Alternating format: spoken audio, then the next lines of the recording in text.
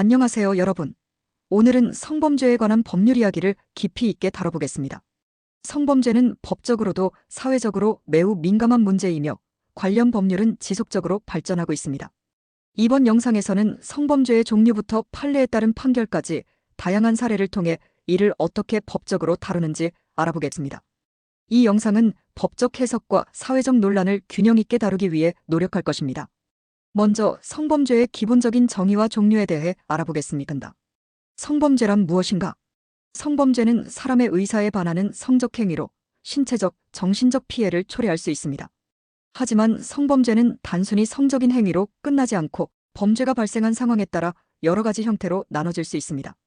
주요 성범죄 종류로는 성폭력 범죄, 성추행, 성희롱, 디지털 성범죄 불법 촬영, 유포 등 강간과 강제추행, 성매매 관련 범죄 등이 있습니다. 2022년 여성가족부가 발표한 2022년 여성폭력 통계에 따르면 2019년 기준으로 평생 성폭력 피해를 경험한 여성 비율은 38.6%에 달한다고 밝혔습니다. 이 수치는 매우 충격적이죠. 특히 2021년 한 해 동안 경찰에 신고된 성폭력 사건은 39,509건으로 이는 전년 대비 2.3% 증가한 수치입니다. 성폭력 범죄 중에서도 강간과 강제추행은 2014년 이후 매년 가장 큰 비율을 차지해왔습니다. 특히 2021년에는 성폭력 범죄의 51.3%가 강간강제추행 사건이었다는 점이 중요합니다. 이와 함께 교제폭력 범죄도 큰 문제로 대두되고 있습니다. 과거 또는 현재의 배우자나 연인 등 친밀한 관계에서 발생하는 교제폭력 사건은 2021년에 1만 550사건으로 전년 대비 17.5% 증가했습니다. 이 범죄 유형 중 70% 이상이 폭행이나 상해를 포함하고 있었습니다. 그렇다면 성폭력 범죄는 법적으로 어떻게 정의되고 있을까요? 성폭력 범죄는 형법 제297조에 따라 폭행 또는 협박으로 사람을 강간한 경우 3년 이상의 유기징역에 처한다고 명시되어 있습니다. 강간은 상대방의 의사에 반하여 성기 삽입을 강제로 하는 행위로 정의됩니다. 그리고 중요한 점은 폭행이나 협박이 강간의 실행 착수 시점으로 간주된다는 것입니다. 즉, 성관계를 강요하기 위해 폭행이나 협박을 시작한 순간 강간죄의 실행 착수가 이루어진다는 뜻입니다. 성폭력 범죄에는 미성년자나 심신미약자와 같은 특별한 피해자가 있을 경우 가중처벌이 적용됩니다. 미성년자 성범죄 관련 뉴스 영상 보고 오겠습니다. 지금부터는 지난 성탄절에 발생한 끔찍한 성폭행 사건 그리고 이해하기 힘든 수사 과정을 단독 보도합니다. 한 초등학생이 동네 오빠가 불러서 나갔다가 처음 만난 20대 남성한테 성폭행을 당했습니다. 스키 강사인 이 남성은 초등학생이라 안 된다고 주위에서 만류했지만 상관없다면서 아이를 무인 모텔로 끌고 갔습니다. 먼저 김지인 기자입니다. 강원도에 사는 초등학교 6학년생 윤지의 해바라기 센터 진술서입니다. 크리스마스에 집에 있는데 아는 중학생 오빠 번호로 전화가 왔다. 그런데 그 전화로 모르는 성인 스키 강사가 파티를 하러 데리러 오겠다더니 30분 뒤 차를 끌고 집 앞으로 왔다고 진술합니다. 스키 대여점들에서 아르바이트를 하던 남학생들은 여자를 소개해달라던 스키 강사 25살 박모 씨가 휴대전화 사진을 보고 윤지를 지목했다고 말합니다. 학생이라고 얘기를 했는데 상관없다 이런 식으로. 친구 집에 간다고 집에서 나온 윤지. 차에는 동네 중고생 오빠 2명도 있었는데 잠시 뒤 이들은 함께 가지 않고 그냥 내렸습니다. 스키 강사는 편의점에 들러 맥주와 담배를 산 뒤 무인 모텔로 향했습니다. 아는 오빠들을 타고 내릴 때부터 이제 얘가 두려워서 내릴래요. 일이 벌어질 때까지도 생각도 못했대요. 뭐가 뭔지도 몰랐대요, 그냥. 박 씨는 맥주를 마시라고 권하더니 조건 만남, 즉 성매매를 하지 않겠느냐고 물었다고 합니다. 싫다며 집에 보내달라 애원해도 반항하면 때린다는 협박과 폭력이 이어졌다고 진술했습니다. 폰을 뺏어서 자기 엉덩이 밑에 먼저 주다가 한 5분 동안 계속 눌렀어. 그 핸드폰에 침대 밖으로 던졌어. 성폭행과 성추행이 이어졌고 새벽 1시 넘어 모텔을 나온 뒤 차에서도 성추행을 했고 새벽 2시가 다 돼서야 택시에 태워 집에 보내줬다는 게 윤지의 진술입니다.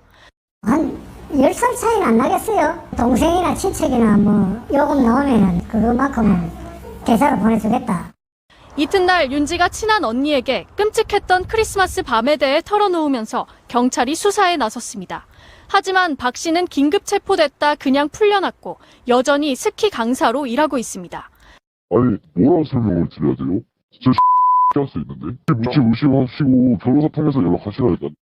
13살 윤지는 사건 직후 이틀 넘게 하혈을 했고 좁은 시골 동네에서 혹시 박 씨를 마주칠까 집 밖에 나가기조차 겁내고 있습니다. 우리 집 앞에 또 오는 거 아니야? 감옥 가면 10년 뒤에 나와서 자기 또 예를 들어 미성년자에게 위계나 위력을 사용하여 간음하는 경우 또는 업무상 보호관계를 이용하여 간음한 경우는 성폭력 처벌법에 따라 더 강한 처벌을 받게 됩니다. 특히 13세 미만의 미성년자에게 성폭력을 가하는 경우는 형법 제305조에 규정된 미성년자에 대한 간음죄와 더불어 성폭력 처벌법이 적용되어 가중처벌을 받게 됩니다. 하지만 성폭력 범죄가 법정에서 어떻게 다뤄지느냐는 많은 변수에 달려 있습니다. 실제로 많은 성폭력 사건이 증거 부족이나 목격자가 없는 상황에서 발생하기 때문에 사건을 입증하는 데 어려움이 많습니다. 그래서 법률 전문가의 조력은 매우 중요한데요. 성폭력 사건에서의 실무적 문제를 이렇게 설명합니다. 강간죄 사건은 종종 폭행, 협박, 특수협박, 모욕죄와 동시에 의율될 수 있습니다. 또한 피해자의 진술이 중요한데 성범죄는 밀폐된 공간에서 일어나거나 증거가 부족한 경우가 많습니다. 억울한 피해가 생기지 않도록 하기 위해서는 수사 단계에서부터 변호인의 적법한 법률 조력이 필수적입니다. 라고 말입니다. 성폭력 사건에 대한 대법원 판례도 중요한 참고가 됩니다. 2020년 대법원은 피해자에게 성관계를 하지 않으면 사진을 올리겠다고 협박하여 강간하려 했던 사건에서 강간죄의 실행 착수가 인정되었다고 판시한 바 있습니다. 피해자가 협박에 못 이겨 피고인과 접촉하게 된 이상 강간죄가 성립할 수 있다는 것입니다. 성범죄 사건은 피해자와 가해자의 진술 차이나 증거 부족 등으로 복잡하게 얽힐 수 있습니다. 피해자의 진술에 따라 재판의 결과가 달라질 수 있기 때문에 수사 단계에서부터 변호인의 체계적인 조력이 필요하다고 강조했습니다. 억울한 피해를 막고 사건을 명확히 해결하려면 사건 초기부터 법률 전문가와 상담하고 조력을 받는 것이 중요합니다. 성폭력 범죄는 피해자에게 심각한 신체적, 정신적 상처를 남기며 사회 전체에 큰 영향을 미칩니다. 그렇기 때문에 우리는 법적 대응뿐만 아니라 피해자 보호와 가해자 처벌을 위한 법적 시스템을 강화해야 합니다. 우리가 매일 사용하는 디지털 기기와 인터넷에서 발생하고 있는 심각한 범죄, 디지털 성범죄와 그중에서도 최근 큰 문제로 떠오르고 있는 딥페이크에 대해 살펴보겠습니다. 디지털 성범죄는 더 이상 온라인상에서만 존재하는 범죄가 아니라 실제 피해자들의 삶에 직접적인 영향을 미치고 있습니다. 이런 범죄들은 디지털 기술을 악용한 새로운 형태의 범죄로 피해자들에게는 이루 말할 수 없는 고통을 주고 있습니다. 디지털 성범죄 관련 영상 보고 오겠습니다. 성범죄를 디지털 성범죄라고 합니다. 물리적 성범죄 못지않게 규모도 켜졌고 내용도 교묘해지고 있는데요. 피해 여성들은 헤어나기 어려운 늪에 빠져 극심한 고통을 받고 있습니다. 김유림 기자의 더 깊은 뉴스입니다. 좀 죽고 싶을 것 같아요. 쾌락을 목적으로 그거를 구경하고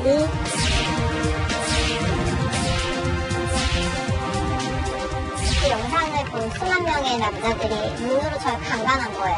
하루에 수천 명의 사람들이 저를 강간하는 기분을 부모가 전화를 받아서 왜 전화했냐고 알려줘서 좋았다고.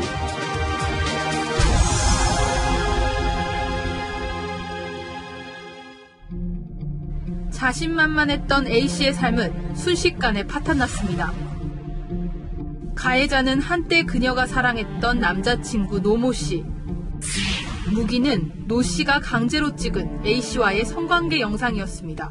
늘 저 협박했었어요. 늘 옛날부터 자기가 뭐 자수를 하고 자살하려고 했다. 자기는 무조건 집행유예라고. 이 사람의 목적은 이거예요. 제 인생을 망가뜨리는 거. 노씨는 A씨와 헤어지자마자 이 영상들을 인터넷에 뿌렸습니다. 노씨는 경찰에 자수했지만 구속은 3주 뒤에야 이뤄졌고 그 사이에도 영상은 끊임없이 퍼져나갔습니다.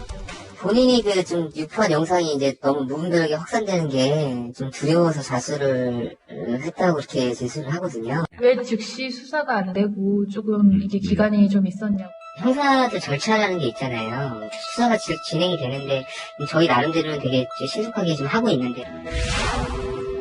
설상가상으로 A씨의 신상 정보까지 노출되는 바람에 A씨는 이름까지 바꿔야 했습니다.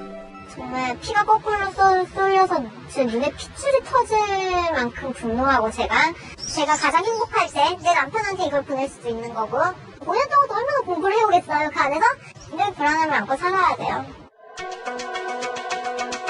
20대 취업준비생 B씨는 얼마 전 날벼락 같은 소식을 들었습니다. 철 모르던 10대 때 모델 아르바이트를 하다 엉겹결에 찍힌 노출 사진이 음란 사이트에 퍼졌다는 것. 오랜만에 연락해서 당황할 수도 있는데 내가 이 얘기는 너한테 못 해야 될 것 같아. 지금 이 사진이 인터넷에 퍼지고 있는 거 아니야. 경찰에 신고하려 했지만 촬영자와 유포자가 명확해야 한다며 접수조차 받아주지 않았습니다. 하루한 그 링크랑 사진만 가지고는 접수가 어렵다. 경찰서에서는 뭐라도 나한테 절차라든지 이런 걸 알려줄 줄 아는데 어디로 가라는 얘기도 없고. 전체 성범죄의 3.6%에 불과했던 디지털 성범죄는 10년 만에 20%로 급증했습니다. 하지만 경찰에는 전담 부서조차 없고 여성 청소년과와 사이버 수사팀이 부서 없이 관련 사건을 처리하고 있습니다.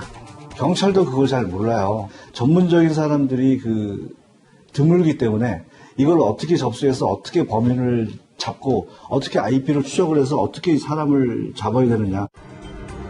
오히려 경찰 조사 과정에서 2차 피해를 보는 경우도 많습니다. 남자 경찰관들 앞에서 커다란 PC 화면으로 본인의 캡처를 그 자리에서 해야 된다라든지 그 증거물을 다시 돌려줘서 가해자가 처벌을 받고도 또 재유포하는 경우도 있었고요. 갖은 우여곡절 끝에 재판을 하더라도 처벌은 솜방망이에 그칩니다. 디지털 성범죄의 68%는 벌금형만 받았고 실형은 10%에도 못 미쳤습니다. 법정형 자체가 5년 이하의 징역형으로 좀 낮게 규정이 되어 있는 부분도 있고요. 피해자의 피해 감성까지는 고려하지 않다 보니까 좀 낮은 형량이 선고가 되지 않나 싶습니다. 피해 여성들은 사설업체에 거액을 주고 스스로 구제할 수밖에 없습니다. 짧아도 반년, 길면 10년 걸린다는 지난한 작업입니다. 죽은 사람이 출연했다면 이제 유작이 되는 거야. 유작. 예, 더 인기가 더 생겨요. 이 이미지 폭로 때문에 죽었는데 그걸 유작이라 그러면 더 만약에 누가 자살했다 이런 톤으로 아니면 그러면은 사람들이 검색을 해요. 호기심, 궁금증. 당국은 뭘 하고 있느냐는 비판이 거세지자 정부는 음란 사이트를 적극 차단하고 엄중하게 대응하겠다는 원론적 입장을 밝혔습니다. 하지만 국산 야동이란 음란물에 솔깃해하는 사회 분위기가 뿌리 뽑히지 않는 한 디지털 성범죄로 고통받는 여성들은 사라질 수 없습니다. 자기 가족이 그런 일을 당했으면 자기 가족도 볼 수 있나요? 자기 친척이나 자기 애인이나 이런 사람들이 당했으면 뭘 더 되죠? 남이니까. 디지털 성범죄의 정의와 현황에 대해 알아보겠습니다. 디지털 성범죄는 기술을 악용하여 성적 권리를 침해하는 범죄를 의미합니다. 이에는 불법 촬영물 유포, 사이버 성추행, 온라인 성희롱, 그리고 최근에 발생한 딥페이크와 같은 범죄가 포함됩니다. 디지털 성범죄의 범위는 매우 넓고 그 피해는 오프라인에서 발생하는 범죄보다 심각할 수 있습니다. 피해자가 온라인상에서 경험하는 성적 피해는 단순히 인터넷에 올려진 사진이나 영상으로 그치지 않고 피해자의 신원과 이미지가 영구히 남게 되어 사회적 낙인으로 이어질 수 있습니다.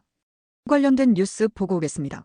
디지털 성범죄에 노출되는 아동 청소년들이 늘고 있습니다. 더 큰 문제는 디지털 성범죄를 저지른 청소년 대부분이 자신의 행동을 범죄로 생각하지 않는다는 겁니다. 방준혁 기자의 보도입니다. 같은 반 여학생에게 고백했다가 거절당한 13살 김군. 인터넷에 떠돌아다니는 나치 사진에 여학생 얼굴을 합성한 뒤 단체 채팅방에 뿌렸습니다. 상담에서 김군은 온라인에선 사진 합성이 흔한 일이라 장난삼아 따라해봤다고 말했습니다. SNS에서 광고를 보고 연예인 얼굴이 합성된 음란물을 의뢰한 15살 강군은 부모에게 알리겠다는 협박과 함께 금품을 빼앗기기도 했습니다. 스마트 기기 보편화와 함께 아동 청소년들의 디지털 성범죄 사례는 늘고 있습니다. 문제는 이들 대부분이 범죄라는 인식조차 없다는 겁니다. 서울시가 가해 학생들을 모아 상담을 해보니 10명 중 9명은 재미삼아 또 호기심에 해봤다고 답했습니다. 온라인 공간 안에서 안전하지 않은 문화들이 존재하고 있잖아요. 게임 내로 주로 보시면 성적 모욕이라던가 관련된 내용들로 주로 이제 대화를 많이 나누고 있기 때문에 그것을 해도 괜찮다. 나도 하고 남도 하고 다 괜찮을 거다라고. 한 조사 결과에선 디지털 성폭력 피해와 가해 경험이 있다고 응답한 학생 중 초등학생이 절반을 웃돌기도 했습니다. 게임이나 단체 채팅방 등에서 만난 또래가 가해자가 되는 경우가 많았는데 이 같은 현상은 최근 코로나19 장기화 여파로 더욱 두드러지고 있다는 분석입니다. 집에서 원격 수업을 받는 시간이 많아졌는데요. 그래서 이런 디지털 성범죄에 노출될 가능성이 높아졌고요. 서울시는 안전한 디지털 환경을 구축하기 위해 시민감시단을 모집하는 한편 범죄 예방과 피해자 구제를 위한 통합 대응센터를 설치할 방침입니다. 연합뉴스 TV 방준혁입니다. 2021년 여성가족부 발표에 따르면 디지털 성범죄로 신고된 건수는 3만 8천 건을 넘어섰고 이는 전년 대비 5% 증가한 수치입니다. 그중에서 불법 촬영물 유포 사건은 여전히 높은 비율을 차지하고 있습니다. 피해자들이 직접 경찰에 신고한 비율은 상대적으로 낮지만 점점 더 많은 사람들이 이런 범죄를 신고하고 있습니다. 그중에서도 최근 가장 큰 문제로 떠오르고 있는 것이 바로 딥페이크입니다. 딥페이크는 인공지능 AI 기술을 사용하여 기존의 이미지나 영상을 조작해 가짜 영상을 만들어내는 기술입니다. 이 기술은 영화나 게임 산업에서 활용되기도 했지만 그 사용이 악용되면서 디지털 성범죄의 새로운 형태로 등장하게 되었습니다. 딥페이크 기술을 이용한 성범죄는 실제로 존재하지 않는 성적 장면을 피해자의 얼굴에 합성하여 유포하는 형태로 발생합니다. 피해자는 자신이 원하지 않는 상황을 만들어내고 그로 인해 신체적, 정신적 피해를 입습니다. 특히 2020년, 2021년 들어 딥페이크 성범죄가 급격히 증가하면서 정부와 사회는 이를 막기 위한 법적 대응을 강화하고 있습니다. 대표적으로는 불법 촬영물 유포 방지법과 성폭력 처벌법 등이 있으며 최근 딥페이크 관련 범죄에 대해 엄격한 처벌을 규정한 법안이 통과되었습니다. 딥페이크 관련 법안 통과 영상 보고 오겠습니다. 앞으로는 딥페이크 성착취물을 만드는 건 물론이고 보거나 갖고만 있어도 처벌받게 됩니다. 이른바 딥페이크 성범죄 방지법이 국회 본회의에서 통과됐습니다. 전현우 기자입니다. 가결되었음을 선포합니다. 국회 본회의를 통과한 성폭력 처벌법 개정안은 딥페이크 성착취물 제작에 대한 처벌을 기존 최고 5년형에서 최고 7년형으로 늘렸습니다. 또 딥페이크 성착취물을 시청하거나 소지, 구입, 저장했을 때에도 3년 이하 징역으로 처벌하도록 했습니다. 성착취물 등을 이용해 협박이나 강요를 했을 때의 처벌 규정도 새로 마련했습니다. 딥페이크 범죄에 관한 법률입니다. 우리 사회가 많은 우려를 하고 있습니다. 함께 본회의를 통과한 청소년 성보호법 개정안은 성착취물을 이용해 아동 청소년을 협박 강요했을 때 처벌할 수 있게 했고 긴급 수사가 필요할 땐 경찰관이 상급 부서의 승인 없이 신분 비공개 수사를 할 수 있도록 했습니다. 또 성폭력 방지법 개정안은 불법 촬영물 등의 삭제와 피해자 일상회복 지원을 국가의 책무로 명시했습니다. 불법 촬영물 등의 피해자 보호 지원을 위한 디지털 성범죄 피해자 지원센터도 운영할 수 있도록 했습니다. 국가 등의 책무에 불법 촬영물 등 신상 정보의 삭제 지원 및 피해자에 대한 일상 회복 지원을 명시하고 다만 이번 입법에서 경찰에게 아동 청소년 성착취물 삭제 권한을 주는 응급조치 도입은 불발됐고 대신 방송통신심의위원회에 삭제 등을 요청하는 방법으로 피해 확산을 막기로 했습니다. 주무부처인 여성가족부는 딥페이크 기술을 이용한 성착취에 대한 적극적 수사와 처벌이 이뤄지고 피해자 보호가 강화될 것으로 기대한다고 밝혔습니다. KBS 뉴스 전현우입니다. 딥페이크와 같은 범죄가 발생했을 때 기존의 법률만으로는 해결하기 어려운 측면이 있었습니다. 그래서 정부는 디지털 성범죄에 특화된 법적 조치를 취하고 있습니다. 딥페이크 기술로 생성된 불법 영상의 유포자에게는 형사처벌이 이루어지며 피해자는 이에 대한 법적 구제를 받을 수 있도록 되어 있습니다. 딥페이크 성범죄의 피해자들은 그 피해가 단지 온라인 상에서만 그치지 않습니다. 피해자들은 자신이 원하지 않은 성적 이미지나 영상을 강제로 노출당하고 그로 인해 심리적으로 큰 고통을 겪습니다. 피해자들은 범죄의 공포와 수치심 그리고 사회적 낙인으로 힘들어합니다. 디지털 성범죄와 딥페이크 범죄에 대한 법적 대응은 그동안 미비한 부분이 많았습니다.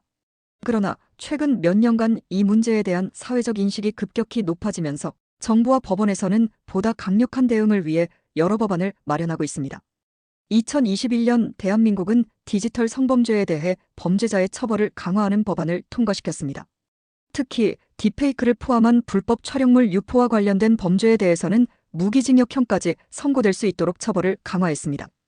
디지털 성범죄와 딥페이크와 같은 문제를 해결하려면 법적 대응 외에도 사회적인 노력이 필요합니다. 피해자 보호를 위한 시스템이 더욱 강화되어야 하며 디지털 성범죄에 대한 교육과 예방 캠페인도 중요한 부분입니다. 많은 전문가들이 디지털 성범죄 예방을 위해서는 디지털 기기의 사용에 대한 올바른 교육과 더불어 개인정보 보호와 관련된 기술적 방안이 강화되어야 한다고 말하고 있습니다. 딥페이크 관련 뉴스 영상 보고 오겠습니다. 인공지능 기술로 사진과 음란물을 합성한 딥페이크 성범죄 피해가 잇따르면서 정부가 대책 마련에 나섰습니다. 백인성 법조 전문 기자와 함께 이 내용 자세히 알아보겠습니다. 안녕하세요. 자, 지금 딥페이크 성범죄 이 관련 뉴스도 지금 계속 나오고 있는데 지금 계속 심각해지는 것 같습니다. 지금 처벌 어떻습니까? 제대로 이루어지고 있습니까? 네, 일단 최근 사례를 들어보면요. 지난 5월 불거졌던 이른바 서울대 N번방 사건 기억하시는 분들 계실 겁니다. 이 사건의 공범에 대한 1심 선고가 어제 서울중앙지법에서 있었는데요. 서울대 동문 등 여성 수십 명의 사진을 음란물과 합성해 유포한 28살 박모 씨에게 징역 5년의 실형이 선고된 건데 재판부는 박 씨가 만들어 유포한 딥페이크 음란물에 대해 입에 담기 어려울 정도로 불쾌하고 역겨운 내용이라며 익명성을 악용해 여성을 스트레스 풀이용 도구화했다고 질타했습니다. 박 씨는 서울대 졸업생은 아니지만요. 주범인 서울대 출신 졸업생과 2020년부터 올해까지 딥페이크 영상물 400여 개를 제작하고 1,700여 개를 유포한 혐의로 기소됐습니다. 네, 지금 이 사건 재판에서 검찰이 징역 10년을 구형했었는데 이 정도의 규모에 대한 논란 이런 것은 없습니까? 아무래도 이게 AI 기술과 함께 발달한 새로운 성범죄다 보니까 아직 처벌 사례가 많지는 않습니다. 네. 시형도 많지는 않고요. 네. 대표적인 게 2021년 대전지방법원 천안지원에서 걸그룹 멤버의 얼굴을 성관계 영상과 합성한 이른바 연예인 딥페이크 영상 제작자에 대한 재판이 있었습니다. A씨에게는 징역 1년에 집행유예 2년이 선고가 됐는데요. A씨는 2020년 SNS에 연예인 딥페이크 영상을 판다. 그리고 합성한 법과 애플리케이션도 함께 팔겠다고 광고를 했는데요. 이런 게시물을 보고 연락한 사람들로부터 돈을 받고 걸그룹 멤버의 얼굴을 합성한 음란물을 만들어 SNS로 전송한 혐의를 받았습니다. 그런데 집행유예가 최종적으로 나왔는데 큰 게 초범이었던 점, 그리고 경찰 단계에서 재판 과정까지 일관되게 자백한 점, 그리고 음란물 판매 수익이 6만 원 정도였던 점이 고려됐던 걸로 보입니다. 네. 지금 보시는 게 디지털 성범죄 관련 대법원 양형 기준인데요. 제작 내지 반포의 경우엔 기본적으로 최대 징역 1년 6개월, 가중돼도 최대 2년 6개월이라서 법감정이나 범죄 심각성에 비해 양형 기준이 낮다, 이런 비판이 나오고 있습니다. 지금 방금 보여주신 저 화면은 이제 법관이 이제 형을 정할 때 쓰는 양형 기준이고 처벌 법령은 어떻게 되어 있는지 궁금합니다. 네, 과거 N번방 사건을 계기로 처벌 규정이 마련됐습니다. 딥페이크 처벌법이라고 불리는 이른바 성폭력 처벌법 14조의 2, 이게 2020년 3월에 만들어졌는데요. 네. 지금 보시는 것처럼 사람의 얼굴, 신체 등을 대상으로 한 영상물 등을 대상자 의사에 반해 성적 욕망, 수치심을 유발할 수 있도록 그런 형태로 편집, 합성, 가공한 행위를 처벌하고 있습니다. 네. 이게 법정형이 5년 이하 징역 또는 5천만 원 이하의 벌금형인데 지금 7년으로 상향되는 논의가 이루어지고 있습니다. 네. 당연히 반포도 처벌이 되고요. 영리 목적으로 반포한 경우 그리고 상습으로 반포한 경우는 당연히 가중 처벌됩니다. 이건 미성년자에게도 동일하게 적용이 되는 부분이고요. 네. 하지만 실제 법정에서는 범죄 전력이라든지 양태 이런 걸 다 고려해서 영향을 주기 때문에 법정형대로 나오지는 않습니다. 양형 기준을 손질해야 된다는 목소리가 그래서 나오는 거고요. 특히 미성년자 아닌 성인의 경우에는 딥페이크 영상물을 제작, 반포하는 경우에는 처벌 규정이 있는데 네. 시청이라든지 기존 영상물을 소지하는 경우에는 처벌 규정이 없습니다. 네, 그렇군요. 지금 국회에서도 관련법이 계속 발의되고 있는 것으로 알고 있는데 정부도 지금 이거 심각하다 이래가지고 대책 마련에 나섰죠. 네, 그렇습니다. 당장 대통령실을 비롯해서 여야 모두 대책 마련을 주문했는데요. 그제 대통령 발언 들어보시죠. 우리 누구나 이러한 디지털 성범죄의 피해자가 될 수 있습니다. 관계 당국에서는 철저한 실태 파악과 수사를 통해 이러한 디지털 성범죄를 뿌리 뽑아주기 바랍니다. 네, 경찰은 새로운 유형의 이 청소년 범죄를 보고요. 학교와 학부모들에게 주의 요령 등을 알리는 스쿨벨을 발령했습니다. 딥페이크 성범죄에 대해 집중 단속에 들어갔는데요. 유상으로 이 딥페이크 영상을 제작해온 사람, 그리고 텔레그램 채널 운영자를 추적하고 있다고 밝혔습니다. 방금 말씀드린 그 소지나 시청 같은 경우에도 처벌 규정을 개정안이 발의가 된 상황이고요. 주무부처인 방송통신위원회도 모니터링을 강화하고 홈페이지에 피해 신고 배너를 만들기로 했습니다. 지금 만약 자신이 딥페이크와 관련돼서 피해자가 됐다. 이렇게 되면은 어떻게 행동해야 합니까? 그런 일이 우선은 없어야겠지만 그렇죠. 만약에 합성물 속에 인물이 본인이 맞는지 일단 먼저 확인을 해야겠습니다. 만약에 맞다고 판단이 된다면 2차 피해나 간접 피해를 막기 위해서 SNS를 즉시 비공개로 전환할 필요가 있습니다. 네. 얼굴이 나오거나 이름이 적혀 있거나 주변 건물, 랜드마크 같은 개인정보 추정이 가능한 모든 사진이나 영상 매체를 비공개로 돌리거나 내려받은 후 삭제하는 것을 고려해야 되고요. 만약에 모르는 사람에게서 메시지로 피해 사실을 전달받았다. 이런 경우에는 메시지를 캡처 및 보관한 다음에 그 사람과 연락을 차단할 필요가 있습니다. 네. 제보를 미끼로 2차 범죄를 저지를 우려가 있기 때문인데요. 가급적 빨리 수사기관에 자신의 피해 정황을 정확하게 전달하는 것이 중요합니다. 네, 알겠습니다. 오늘 여기까지 듣겠습니다. 지금까지 백인성 법조 전문 기자와 함께 알아봤습니다. 고맙습니다. 또한 사회적으로도 이러한 범죄에 대한 인식을 바꾸는 것이 필수적입니다. 디지털 성범죄를 예방하기 위해 개인적으로 할 수 있는 노력도 많습니다. 첫째, 자신이 올리는 콘텐츠에 대해 항상 주의를 기울여야 합니다. 둘째, 불법 촬영물이나 딥페이크 영상을 접했을 때는 즉시 신고해야 하며, 셋째, 온라인상에서 안전한 비밀번호 관리와 개인정보 보호가 중요합니다. 이외에도 온라인 성희롱이나 불법 촬영물을 접했다면 주저하지 말고 신고해야 하며, 피해자가 되었을 경우 법적 대응을 받는 것이 중요합니다. 디지털 성범죄 대처법에 대한 영상 보고 오겠습니다. 네, 이번에 이 조주빈의 혐의 가운데 가장 비난을 받는 게 미성년자를 포함해서 여성을 협박해서 성착취물을 찍게 했다는 부분이죠. 이들의 핵심 수법이 있습니다. 이수진 기자가 보도합니다.